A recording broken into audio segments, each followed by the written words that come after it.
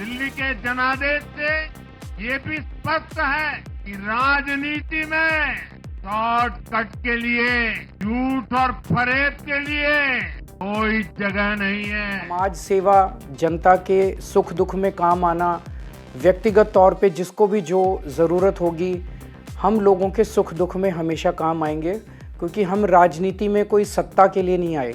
दिल्ली में अब बीजेपी का डबल इंजन दौड़ेगा। अरविंद केजरीवाल भले ही कह रहे हैं कि वो राजनीति में सत्ता के लिए नहीं आए, लेकिन काउंटिंग शुरू होने के पहले तक यही केजरीवाल फिर से दिल्ली में सरकार बनाने का दावा कर रहे थे। नमस्कार, आप देख रहे हैं कैपिटल हेडलाइंस और मैं हूं वात्सल्य राय। दिल्ली चुनाव अगर कोई रेस थी तो इसमें जीत के दो ही दावेदार थे, बीजेपी और आम आदमी पार्टी। रेस में ट्रैक पर पहले आम आदमी पार्टी उतरी। शुरुआत में वो बढ़त बनाती नजर आ रही थी, लेकिन फिनिश लाइन पर आते आते केजरीवाल की पार्टी हाफ गई और बीजेपी ने उसे पीछे छोड़ दिया। और एक वक्त पिछड़ती दिख रही बीजेपी को रेस में शामिल उस तीसरी पार्टी ने चाहे अनचाहे ऐसा सहारा दिया कि उसने न सिर्फ आम आदमी पार्टी को निर्णायक चोट दी, बल्कि 27 साल का वनवास भी खत्म कर दिया।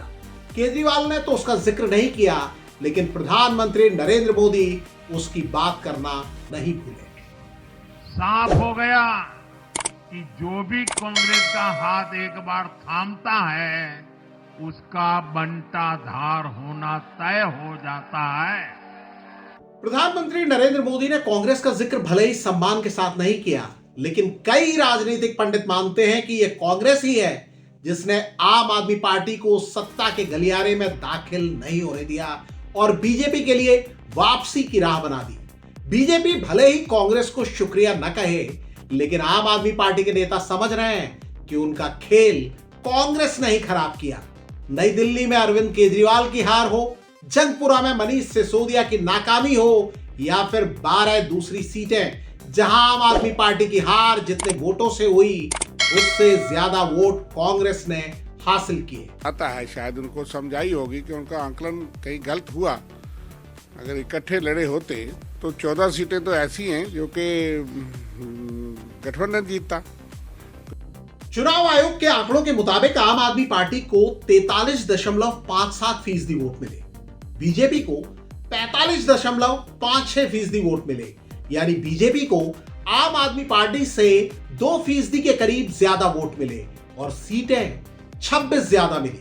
बीजेपी का पिछले चुनाव के मुकाबले करीब 7% वोट बढ़ा और आम आदमी पार्टी का करीब 10% वोट घटा, लेकिन खेल किया महज 2% वोटों ने, और ये 2% वोट की चोट कांग्रेस ने की। यानी कांग्रेस के खाते में 2% वोट बढ़ा। कांग्रेस को इस बार 6.34% वोट मिला, जो 2020 के मुकाबले सिर्फ 2% ज्यादा है। कांग्रेस पार्टी भले ही लगातार तीसरी बार खाता नहीं खोल पाई, भले ही कांग्रेस के 67 उम्मीदवार जमानत नहीं बचा पाए, लेकिन उसके खाते में बढ़े करीब 2% वोटों ने आम आदमी पार्टी से छीनकर जीत बीजेपी के नाम कर दी। कहानी का यह पहलू आम आदमी पार्टी के नेता भी समझ रहे हैं। वो जान गए हैं कि बीजेपी 7% वोट बढ़ाकर भी उतना नुकसान नहीं कर पाती जो कांग्रेस के खाते में बढ़े 2% वोटों ने कर दिया।